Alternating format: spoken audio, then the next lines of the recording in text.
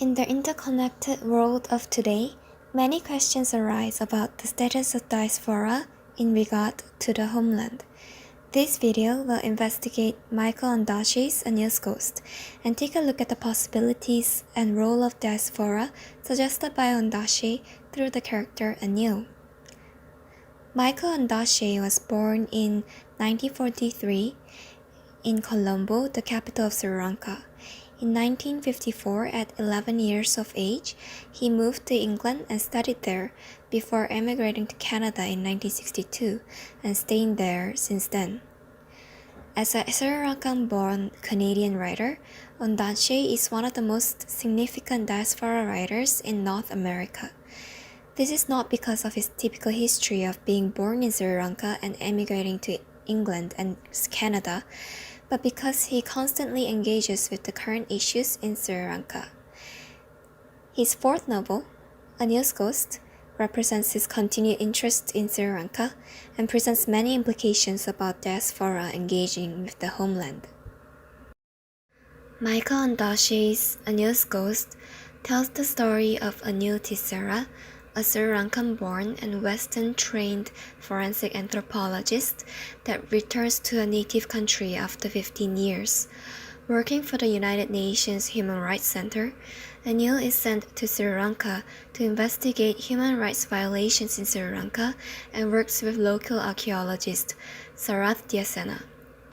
Although their discovery of a recently buried skeleton in an ancient burial ground indicated a government killing and placed them both in danger, Anil resolutely sets out to identify the skeleton sailor with Sarath.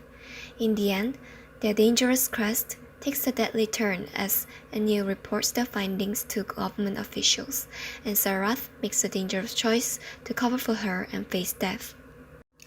The background of the novel is the Sri Lankan Civil War that rocked the country from 1983 to 2009.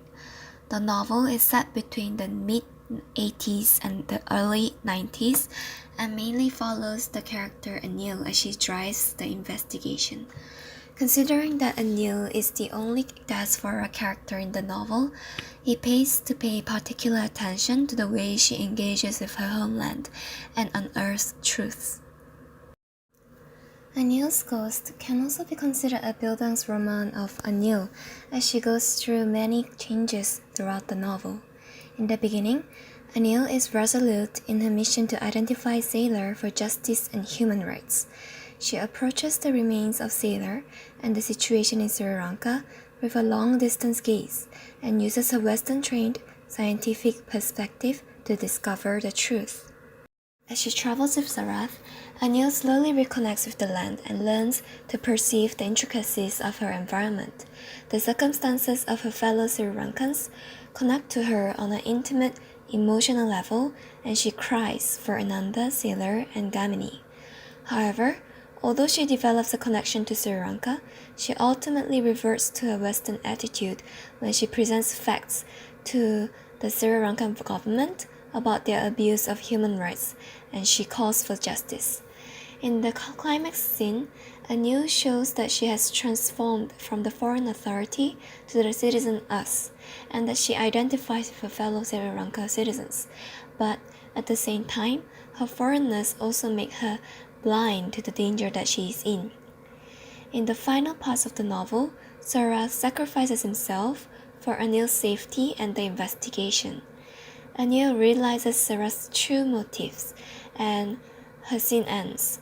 And although it is most likely that she left safely, the novel does not mention her anymore, and it is the local characters that end the novel.